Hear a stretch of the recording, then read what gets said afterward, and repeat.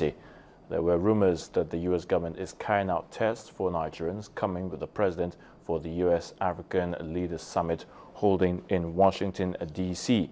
The president, on his arrival yesterday, told Nigerians living in the United States that there's a lot more to be done to take the country to the next level. As the Lagos state government continues to take measures to curtail any possible spread of the Ebola disease in the state, the team led by the Commissioner for Health, Dr. Jide Idris, met with the General Overseer of the Synagogue Church for All Nations, Pastor T.B. Joshua, yesterday. The meeting became expedient following rumors of possible carriers of the virus visiting the church, which is feared for healing and miracles and attracts visitors from within and outside the country. But Pastor T.B. Joshua denied such allegation, saying there is no such in his church. Members of the Nigerian Medical Association, the NMA, have failed to reach an agreement on whether or not to call off their ongoing industrial action. The meeting, which took place at the association's headquarters in Abuja yesterday, had a good attendance of members, including past presidents of the association. However, one of the officials of the association told journalists that the body has some pending issues to resolve, which will determine the next line of action, after which a decision will be reached and a resolution will be communicated soon to Nigerians. And on to the foreign scene. Following an earthquake that struck southwest China, some 2,500 soldiers have been sent to the Yunnan province to help with rescue efforts. Hundreds of people have been killed and many injured in that disaster.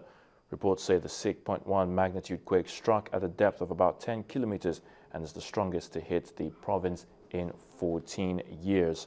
The head of the Longustan Township, Chen Guyong, says many houses have been leveled and rescuers have been sent to the epicenter as well.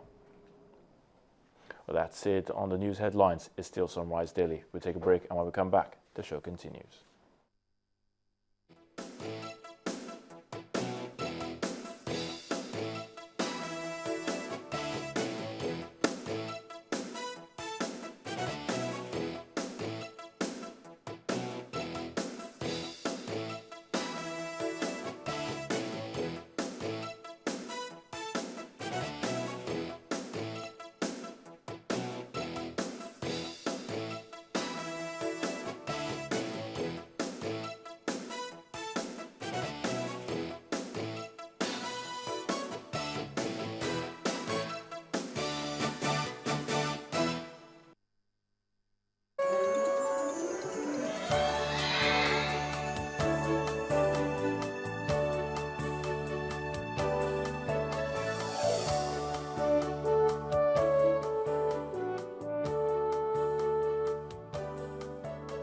All right, let's run you through some of the front pages. We'll start with Nigerian Tribune today. Oshun, PDP plans massive rigging in 10 LGs, APC alleges.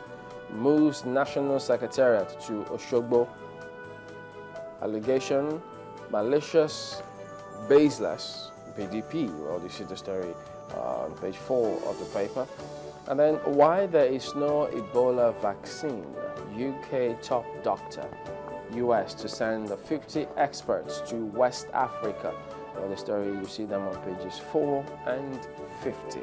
So, and then they also have some business stories as well. NSE market continues plunging trend. You see that on page 11. But largely, that's about it with the Tribune today. Well, the Guardian is next and has this for a headline: all West African nations exposed to Ebola infection, says the WHO. And the writers sends experts others to help Nigeria. Countries boost cross-border watch. How to stop outbreak of virus. Experimental vaccine will be tested in September. US pushes clinical trial of possible life-saving drug. That's a major headline on the front page of The Guardian. And you see that picture of the Minister of Power, Minister of Petroleum Resources, Chairman, Nigeria Electricity Regulatory Commission, all talking about power to gas in Nigeria, or gas to power, as the case may be. What the most important thing is, let there be light, and there was light. Beside that picture, need for closer Africa-US ties by stakeholders. On story, page 8, Ikorodu monarch dies at 83. Aviation workers shell strike. NMA meets over industrial action. That a lot of people want to find out reasons why, what's happening. Details are on page 88, and that's it from The Guardian. The Daily Trust is the next paper here. The major headline, pro-Jonathan groups up spending for 2015. And there's a rider there that makes me smile. INEC parties consult to define campaign. So that would definitely be an interesting one. But you find all the details on page 5. A lot of people say there's a difference between campaign and awareness. You know, so the story goes. So you find details on page 5 as to maybe what could be the outcome of that particular meeting. Other stories here. Nasarawa Speaker, 5 others face recall. It's on the front page of Daily Trust. Coming to the bottom, federal government warns of blackouts in August, September. Find out where, why. Floods displace hundreds in Jigawa, but no details on page 6 of the paper. And they keep the count. It's 112 days since the schoolgirls, the Chibok schoolgirls, were kidnapped. 112. Well, that'll be all for the Daily Trust. Well, that also ends our look at some of the front pages this morning. We'll return after this break. Join us again.